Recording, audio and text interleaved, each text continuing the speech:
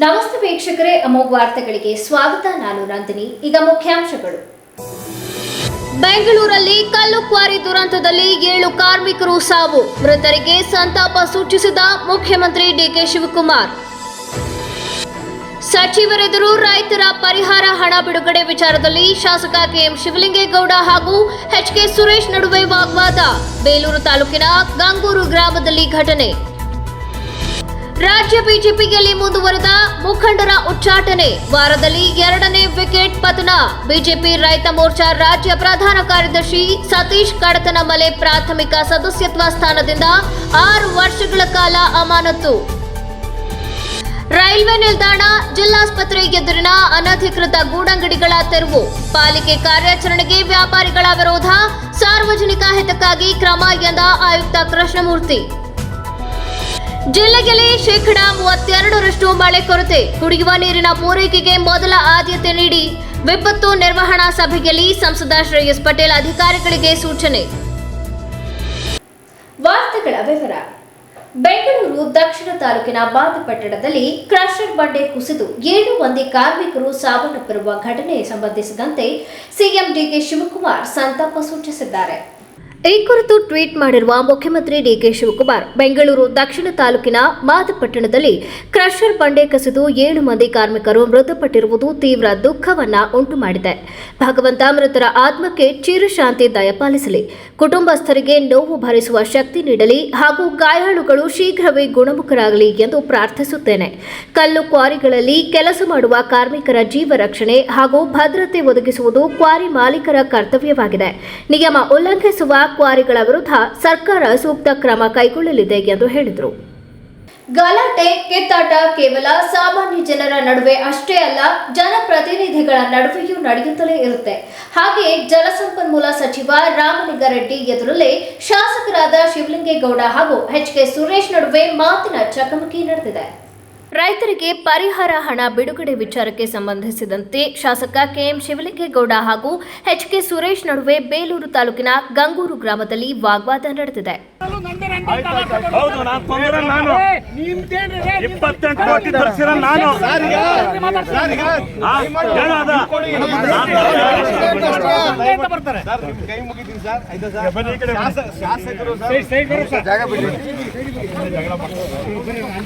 ಕರ್ನಾಟಕ ಬಿಜೆಪಿಯಲ್ಲಿ ಮುಖಂಡರ ಉಚ್ಚಾಟನೆ ಪರ್ವ ಮುಂದುವರೆದಿದೆ. ಮೊನ್ನೆ ಅಷ್ಟೇ ರಾಜ್ಯ ಬಿಜೆಪಿ ವಕ್ತಾರ ಎಂಜಿ ಮಹೇಶ್ ಅವರನ್ನ ಪಕ್ಷದ ಪ್ರಾಥಮಿಕ ಸದಸ್ಯತ್ವದಿಂದ 6 ವರ್ಷಗಳ ಕಾಲ ಉಚ್ಚಾಟನೆ ಮಾಡಲಾಗಿತ್ತು.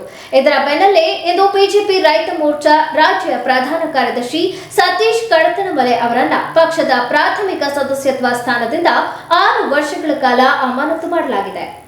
ಬಿಜೆಪಿ ರೈತ ಮೋರ್ಚಾ ರಾಜ್ಯ ಪ್ರಧಾನ ಕಾರ್ಯದರ್ಶಿ ಹಾಗೂ ಬಾಬುಲ್ ನಿರ್ದೇಶಕರಾಗಿರುವ ಸತೀಶ್ ಕಡತನಮಲೆ ಅವರನ್ನ ಉಚ್ಚಾಟಿಸಿ ಬಿಜೆಪಿ ರಾಜ್ಯ ಶಿಸ್ತು ಸಮಿತಿ ಅಧ್ಯಕ್ಷ ಲಿಂಗರಾಜ್ ಪಾಟೀಲ್ ಆದೇಶ ಹೊರಡಿಸಿದ್ದಾರೆ.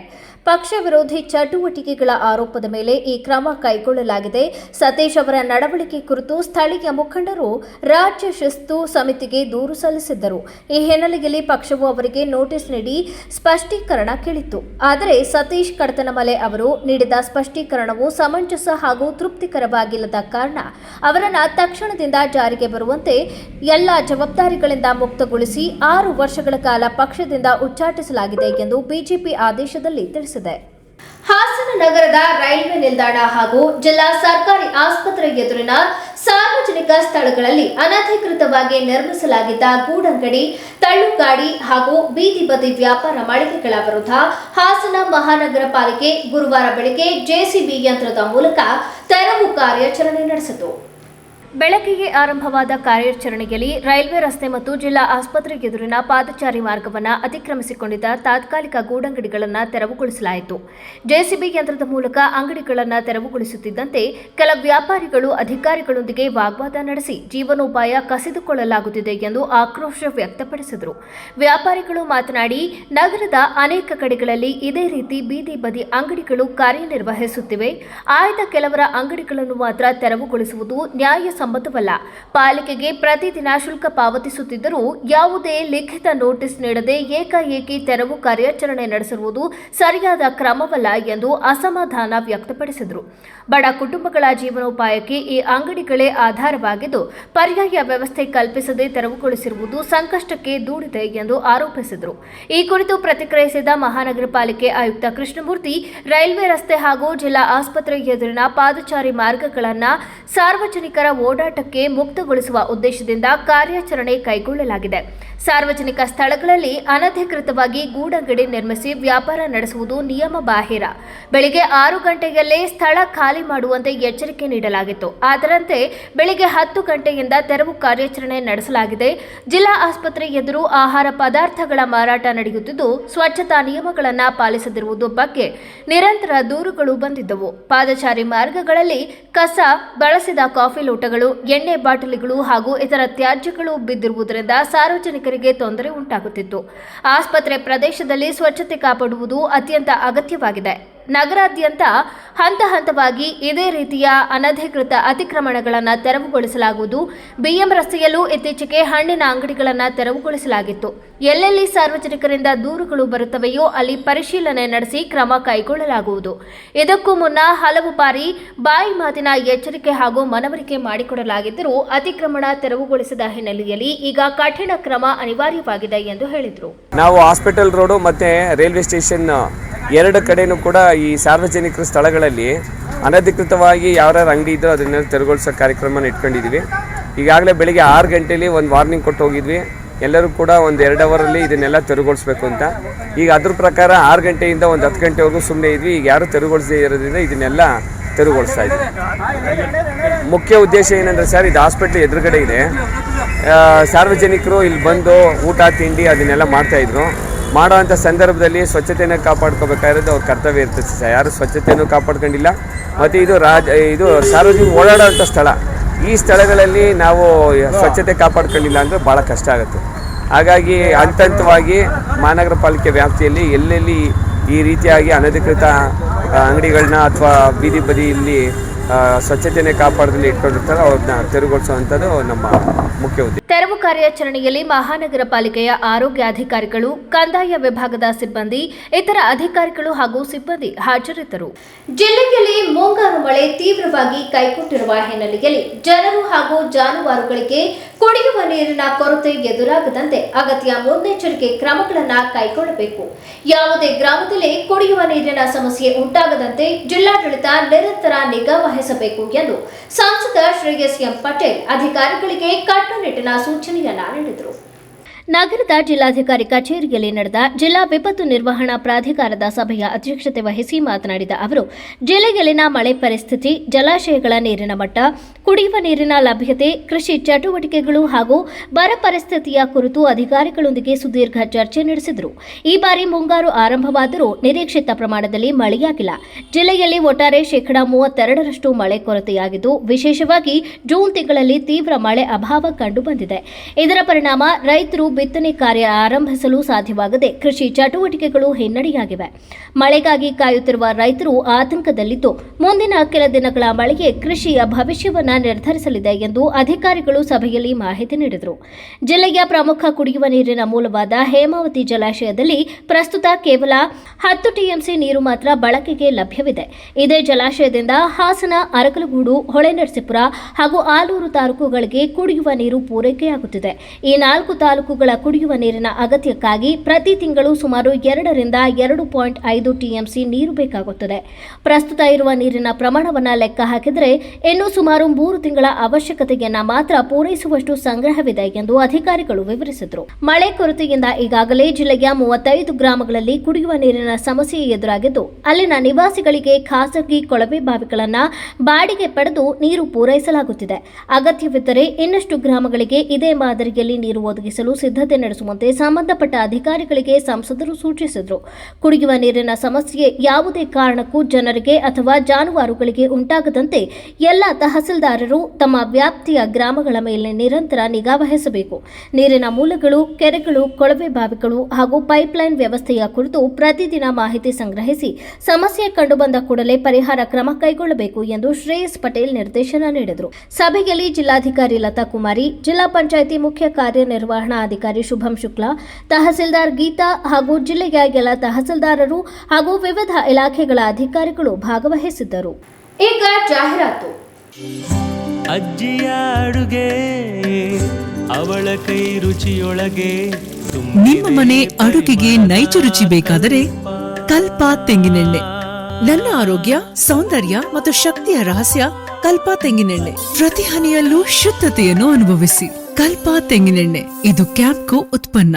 ವರ್ಷಗಳು 100 ದಿನಗಳು ಮೇಕಿಂಗ್ ಶುಲ್ಕದಲ್ಲಿ 100% ರಿಯಾಯಿತಿ. Bhima Legacy Fest 100 days offer. ಚಿನ್ನ, ಬೆಳ್ಳಿ ಮತ್ತು ವಜ್ರದ ಮೇಲಿನ ಮೇಕಿಂಗ್ ಶುಲ್ಕದಲ್ಲಿ 100% ವರೆಗೆ ರಿಯಾಯಿತಿ ಪಡೆಯಿರಿ. ಮತ್ತು ಪ್ರತಿ 1 ಲಕ್ಷ ರೂಪಾಯಿ ಮೌಲ್ಯದ ವಜ್ರದ ಮೇಲೆ 24 ಕ್ಯಾರೆಟ್ ಚಿನ್ನದ ಬಾರ್ ಉಚಿತವಾಗಿ ಪಡೆಯಿರಿ. ಎಲ್ಲಾ ಭೀಮಾ ಮಳಿಗೆಗಳಲ್ಲಿ ಲಭ್ಯ. ಷರತ್ತುಗಳು ಅನ್ವಯ. ವಿಜಯ್ ಸಿಲ್ವರ್ ಪ್ಯಾಲೇಸ್ ಬೆಳ್ಳಿಯ ಆಭರಣಗಳ ಮತ್ತು ಬೆಳ್ಳಿ ವಸ್ತುಗಳ ಎಕ್ಸ್ಕ್ಲೂಸಿವ್ ಶೋರೂಮ್. ಮೊಟ್ಟ ಮೊದಲ ಪ್ರತ್ಯೇಕ ಬೆಳ್ಳಿ ಆಭರಣಗಳ ಭಂಡಾರ ವಿಜಯ್ ಸಿಲ್ವರ್ ಪ್ಯಾಲೇಸ್. ನಮ್ಮಲ್ಲಿ ಎಲ್ಲ ಮಾದರಿಯ 92.5 ಹಾಲ್ಮಾರ್ಕ್ನ ಬೆಳ್ಳಿಯ ಆಭರಣಗಳು ದೊರೆಯುತ್ತವೆ. ಗೋಲ್ಡ್ ಪ್ಲೇಟೆಡ್ ಆಂಟಿಕ್ ನೆಕ್ಲೆಸ್ಗಳು, ಜುಮುಕಿಗಳು, ಸೊಂಟದ ಡಾಬುಗಳು, ಟೆಂಪಲ್ ಡಿಸೈನ್ ಬಳೆಗಳು, ತೋಡುಬಂದಿಗಳು, ಎಮರಾಲ್ಡ್ ವಸ್ತುಗಳು, ಪ್ರತಿನಿತ್ಯ ಹೊಸ ಹೊಸ ಡಿಸೈನ್ಗಳು ಇಲ್ಲಿ ಲಭ್ಯವಿದೆ. ದೇವರ ವಿಗ್ರಹಗಳು, ಬೆಳ್ಳಿಯ ದೀಪಗಳು, ಬೆಳ್ಳಿ ತಟ್ಟೆ, ಬೆಳ್ಳಿ ಚೊಂಬು, ಪೂಜಾ ಸಾಮಗ್ರಿಗಳು, ಬೆಳ್ಳಿಯ ದೇವರ ಮಂಟಪಗಳು ದೊರೆಯುತ್ತವೆ. Vijay silver palace, Subhash square, Devigere circle, Hassan. Contact 9060133333. The future belongs to those who prepare for it today. Jaya Techno School. Admissions now open. Welcome to a campus where smart classrooms, robotics labs, and AI-assisted learning make every day an adventure. Where coding, STEM, and 3D innovation workshops turn curious kids into confident creators. Our digital library, language labs, and experienced faculty ensure every child reaches their fullest potential. While our sports complex, arts wing, music rooms, and student wellness center make sure they thrive, not just survive. Your child's safety, always our priority. With 24/7 CCTV, GPS-tracked transport, and a fully secured campus. Jaya Techno School. Smart learning, safe campus, bright futures. Admissions are open. Seats are filling fast. Call today. Visit our campus. Secure your child's tomorrow. For more details, contact Jaya Techno School. KSRTC Layout, 60 feet road behind Central School, Alsikere Road, BT Koppal, Hassan. Mobile 9964984575, 94494000455. Website www.jayatechnoschool.in. ಮೈಸೂರಿನ ಸಾಂಪ್ರದಾಯಿಕ ಸಿಹಿಯ ಪರಂಪರೆ ಮಲೆನಾಡಿನ ಮನೆ ಮನಗಳಲ್ಲಿ ನೆಲೆಸಿದ ಕ್ಷಣದಿಂದ ಇಂದಿನ ಈ ಅದ್ಭುತ ಪಯಣದವರೆಗೆ Shri Mahalakshmi sweets Hassan ಶಾಖೆಗೆ 10ನೇ ವರ್ಷದ ವಾರ್ಷಿಕೋತ್ಸವದ ಸಂಭ್ರಮ. ಈ ವಿಶೇಷ ದಿನಕ್ಕೆ ಸಿಹಿಯಾದ ಕೊಡುಗೆ 1,000 ರೂಪಾಯಿ ಮೇಲ್ಪಟ್ಟ ಖರೀದಿಗೆ 250 ಗ್ರಾಂ ಮೈಸೂರು ಪಾಕ್ ಉಚಿತ. ಈ ಆಫರ್ ಕೇವಲ ಜುಲೈ 3ರಿಂದ ಜುಲೈ 5ರವರೆಗೆ ಮಾತ್ರ. TNC apply. ಸಂಪ್ರದಾಯದ ರುಚಿ, ಗುಣಮಟ್ಟದ ನಂಬಿಕೆ ಮತ್ತು ನಿಮ್ಮ ಅಮೂಲ್ಯ ಪ್ರೀತಿ ನಮ್ಮ ಯಶಸ್ಸಿನ ನಿಜವಾದ ಶಕ್ತಿ. ಸರ್ವರಿಗೂ ಆತ್ಮೀಯ ಸ್ವಾಗತ. ಶ್ರೀ ಮಹಾಲಕ್ಷ್ಮಿ ಸ್ವೀಟ್ಸ್ ನೊಂದಿಗೆ ಗೋಮತಿ ಕಲ್ಯಾಣ ಮಂಟಪ 14 ವಸಂತಗಳನ್ನು ಪೂರೈಸಿ 15ನೇ ವರ್ಷಕ್ಕೆ ಪಾದಾರ್ಪಣೆ ಮಾಡುತ್ತಿರುವ ನಮ್ಮ ಗೋಮತಿ ಕಲ್ಯಾಣ ಮಂಟಪವನ್ನ ಹೊಚ್ಚ ಹೊಸ ರೂಪದಲ್ಲಿ ನಿಮ್ಮ ಮುಂದೆ ಪ್ರಸ್ತುತಪಡಿಸುತ್ತಿದ್ದೇವೆ. ಅತ್ಯಾಧುನಿಕವಾಗಿ ನವೀಕರಣಗೊಂಡ ಕಲ್ಯಾಣ ಮಂಟಪದಲ್ಲಿ 1200 ಜನರು ಕೂರಬಹುದಾದಂತಹ ಬ್ಯಾಂಕ್ವೆಟ್ ಹಾಲ್ ಹಾಗೂ 700 ಜನರು ಊಟ ಮಾಡಬಹುದಾದ ಡೈನಿಂಗ್ ಹಾಲ್ ಇದ್ದು, ಮದುವೆ, ಬೀಗರ ಔತಣ, ನಾಮಕರಣ ಮತ್ತು ಎಲ್ಲ ಶುಭ ಸಮಾರಂಭಗಳಿಗೆ ಸಸ್ಯಾಹಾರಿ ಮತ್ತು ಮಾಂಸಾಹಾರಿ ಔತಣಗಳಿಗೆ ಹಾಲ್ ಅನ್ನ ನೀಡಲಾಗುತ್ತದೆ. 4 ಎಕರೆಗೂ ಅಧಿಕ ಜಾಗದಲ್ಲಿ ವಾಹನಗಳಿಗೆ ಉತ್ತಮವಾದ ಪಾರ್ಕಿಂಗ್ ವ್ಯವಸ್ಥೆ ಸಹ ಲಭ್ಯವಿದೆ. ನಿಮ್ಮ ಕುಟುಂಬದ ಸುಂದರ ಕಾರ್ಯಕ್ರಮಗಳನ್ನ ಅತ್ಯುತ್ತಮ ಕ್ಷಣಗಳನ್ನಾಗಿ ಮಾರ್ಪಾಡಾಗಿಸಲು ಒಂದು ಒಳ್ಳೆಯ ಜಾಗ, ಅದುವೇ ನಮ್ಮ ಗೋಮತಿ ಕಲ್ಯಾಣ ಮಂಟಪ. ಗೋಮತಿ ಕಲ್ಯಾಣ ಮಂಟಪ, ಕೋಟ್ ಹೊಸ ಬಸ್ ನಿಲ್ದಾಣದ ಹತ್ತಿರ, ಚನ್ನಪಟ್ಟಣ ಬಡಾವಣೆ, ಹೊಳೆನರಸೀಪುರ ರಸ್ತೆ, ಹಾಸನ. ಬುಕಿಂಗ್ ಹಾಗೂ ಹೆಚ್ಚಿನ ಮಾಹಿತಿಗಾಗಿ ಸಂಪರ್ಕಿಸಿ 9484242761 ಮತ್ತು 8970568666. ಮತ್ತೊಮ್ಮೆ ಅಮೋಘ ವಾರ್ತೆಗಳಿಗೆ ಸ್ವಾಗತ.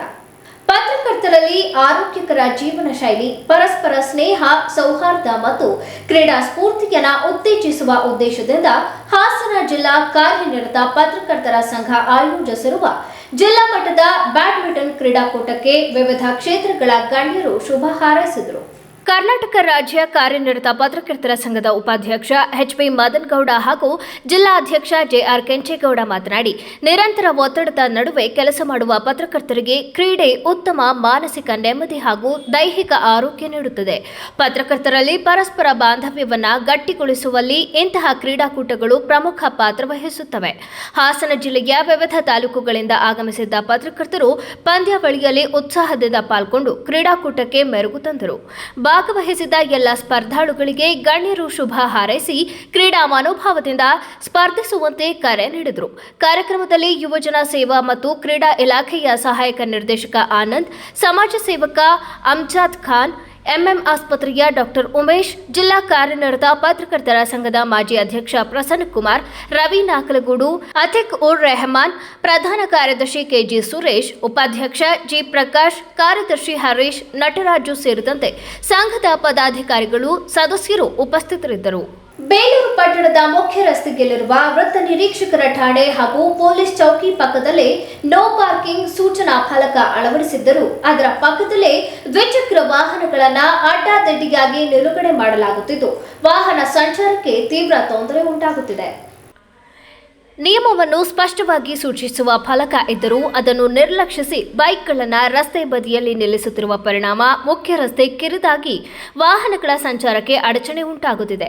ಶಾಲಾ, ಕಾಲೇಜು ಹಾಗೂ ಕಚೇರಿ ಸಮಯಗಳಲ್ಲಿ ಸಂಚಾರ ದಟ್ಟಣೆ ಹೆಚ್ಚಾಗಿ ವಾಹನ ಸವಾರರು ಪರದಾಡುವಂತಾಗಿದೆ. ಪೊಲೀಸ್ ಠಾಣೆ ಮತ್ತು ಪೊಲೀಸ್ ಚೌಕಿ ಸಮೀಪವೇ ಈ ರೀತಿಯ ನಿಯಮ ಉಲ್ಲಂಘನೆ ನಡೆಯುತ್ತಿರುವುದು ಸಾರ್ವಜನಿಕರ ಗಮನ ಸೆಳೆದಿದೆ. ಸಂಚಾರ ನಿಯಮಗಳ ಪಾಲನೆಗೆ ಮಾದರಿಯಾಗಬೇಕಾದ ಸ್ಥಳದಲ್ಲೇ ನೋ ಪಾರ್ಕಿಂಗ್ ಫಲಕ ಲೆಕ್ಕಿಸದೆ ವಾಹನಗಳನ್ನು ನಿಲ್ಲಿಸುತ್ತಿರುವುದು ಸಾರ್ವಜನಿಕರ ಅಸಮಾಧಾನಕ್ಕೆ ಕಾರಣವಾಗಿದೆ. ಸಂಬಂಧಪಟ್ಟ ಅಧಿಕಾರಿಗಳು ತಕ್ಷಣ ಸ್ಥಳ ಪರಿಶೀಲನೆ ನಡೆಸಿ ನೋ ಪಾರ್ಕಿಂಗ್ ನಿಯಮವನ್ನು ಕಟ್ಟುನಿಟ್ಟಾಗಿ ಜಾರಿಗೊಳಿಸಿ ನಿಯಮ ಉಲ್ಲಂಘಿಸಿ ವಾಹನ ನಿಲುಗಡೆ ಮಾಡುವವರ ವಿರುದ್ಧ ಸೂಕ್ತ ಕ್ರಮ ಕೈಗೊಂಡು ಮುಖ್ಯ ರಸ್ತೆಯಲ್ಲಿ ಸುಗಮ ವಾಹನ ಸಂಚಾರಕ್ಕೆ ಅವಕಾಶ ಕಲ್ಪಿಸಬೇಕು ಎಂದು ವಾಹನ ಸವಾರರು ಒತ್ತಾಯಿಸಿದ್ದಾರೆ. ಹಳೆ ದ್ವೇಷಕ್ಕೆ 3 ಮನೆಗಳನ್ನು ಜೆಸಿಬಿ ಯಂತ್ರದ ಮೂಲಕ ನೆಲಸಮ ಮಾಡಿರುವ ಘಟನೆ ತಾಲೂಕಿನ ರಾಮನಾಥಪುರ ಹೋಬಳಿಯ ಬೆಟ್ಟಸೂಗಿ ಗ್ರಾಮದಲ್ಲಿ ಜರುಗಿದೆ. ಅರಕಲಗೂಡು ತಾಲೂಕಿನ ಬೆಟ್ಟಸೋಗಿ ಗ್ರಾಮದಲ್ಲಿ ದ್ವೇಷದಿಂದ ಪಕ್ಕದ ಮನೆಯವರು ಮಲ್ಲೇಗೌಡ, ಕಾಳೇಗೌಡ, ಸುಬ್ಬೇಗೌಡ ಎಂಬುವವರಿಗೆ ಸೇರಿದ ವಾಸ ಮನೆಗಳನ್ನು ಕೆಡವಿ ಅಟ್ಟಹಾಸ ಮೆರೆದಿರುವ ಘಟನೆ ನಡೆದಿದೆ. ಮಧ್ಯಾಹ್ನ ಮನೆಯಲ್ಲಿ ಯಾರು ಇಲ್ಲದ ಸಮಯ ನೋಡಿಕೊಂಡು ಜೆಸಿಬಿ ಕರೆತಂದು 3 ವಾಸದ ಮನೆಗಳನ್ನು ನೆಲಸಮಗೊಳಿಸಿದ್ದಾರೆ. ಮನೆಯಲ್ಲಿದ್ದ ಅಪಾರ ಬೆಲೆ ಬಾಳುವ ವಸ್ತುಗಳು, ದಿನಸಿಗಳು, ಹೆಂಚು, ಕವಕೋಲು ಸೇರಿದಂತೆ ಲಕ್ಷಾಂತರ ರೂಪಾಯಿ ಮೌಲ್ಯದ ಮನೆ ಸಾಮಗ್ರಿಗಳು ಮಣ್ಣುಪಾಲಾಗಿ ನಷ್ಟ ಅನುಭವಿಸುವ ಜೊತೆಗೆ ರಾತ್ರಿಗಿಡೀ ಮಳೆಯಲ್ಲಿ ನೆನೆದ ಕುಟುಂಬದ ಇದೀಗ ಬೀದಿಗೆ ಬಂದಿದೆ. ಈ ಕುರಿತು ಕೊಣನೂರು ಪೊಲೀಸ್ ಠಾಣೆಯಲ್ಲಿ ಪ್ರಕರಣ ದಾಖಲಾಗಿದೆ. ಕೊನೆಯಲ್ಲಿ ಮತ್ತೊಮ್ಮೆ ಮುಖ್ಯಾಂಶಗಳು. ಬೆಂಗಳೂರಲ್ಲಿ ಕಲ್ಲು ಕ್ವಾರಿ ದುರಂತದಲ್ಲಿ 7 ಕಾರ್ಮಿಕರು ಸಾವು, ಮೃತರಿಗೆ ಸಂತಾಪ ಸೂಚಿಸಿದ ಮುಖ್ಯಮಂತ್ರಿ ಡಿಕೆ ಶಿವಕುಮಾರ್. ಸಚಿವರೆದುರು ರೈತರ ಪರಿಹಾರ ಹಣ ಬಿಡುಗಡೆ ವಿಚಾರದಲ್ಲಿ ಶಾಸಕ ಕೆಎಂ ಶಿವಲಿಂಗೇಗೌಡ ಹಾಗೂ ಎಚ್ಕೆ ಸುರೇಶ್ ನಡುವೆ ವಾಗ್ವಾದ, ಬೇಲೂರು ತಾಲೂಕಿನ ಗಂಗೂರು ಗ್ರಾಮದಲ್ಲಿ ಘಟನೆ. ರಾಜ್ಯ ಬಿಜೆಪಿಯಲ್ಲಿ ಮುಂದುವರೆದ ಮುಖಂಡರ ಉಚ್ಚಾಟನೆ, ವಾರದಲ್ಲಿ 2ನೇ ವಿಕೆಟ್ ಪತನ. ಬಿಜೆಪಿ ರೈತ ಮೋರ್ಚಾ ರಾಜ್ಯ ಪ್ರಧಾನ ಕಾರ್ಯದರ್ಶಿ ಸತೀಶ್ ಕಡತನಮಲೆ ಪ್ರಾಥಮಿಕ ಸದಸ್ಯತ್ವ ಸ್ಥಾನದಿಂದ 6 ವರ್ಷಗಳ ಕಾಲ ಅಮಾನತು. ರೈಲ್ವೆ ನಿಲ್ದಾಣ, ಜಿಲ್ಲಾಸ್ಪತ್ರೆ ಎದುರಿನ ಅನಧಿಕೃತ ಗೂಡಂಗಡಿಗಳ ತೆರವು, ಪಾಲಿಕೆ ಕಾರ್ಯಾಚರಣೆಗೆ ವ್ಯಾಪಾರಿಗಳ ವಿರೋಧ, ಸಾರ್ವಜನಿಕ ಹಿತಕ್ಕಾಗಿ ಕ್ರಮ ಎಂದ ಆಯುಕ್ತ ಕೃಷ್ಣಮೂರ್ತಿ. ಜಿಲ್ಲೆಯಲ್ಲಿ 32% ಮಳೆ ಕೊರತೆ, ಕುಡಿಯುವ ನೀರಿನ ಪೂರೈಕೆಗೆ ಮೊದಲ ಆದ್ಯತೆ ನೀಡಿ ವಿಪತ್ತು ನಿರ್ವಹಣಾ ಸಭೆಯಲ್ಲಿ ಸಂಸದ ಶ್ರೇಯಸ್ ಪಟೇಲ್ ಅಧಿಕಾರಿಗಳಿಗೆ ಸೂಚನೆ. ಮುಂದಿನ ವಾರ್ತಾ ಸಂಚಿಕೆಯಲ್ಲಿ ಮತ್ತೊಮ್ಮೆ ಭೇಟಿಯಾಗೋಣ. ನಮಸ್ಕಾರ.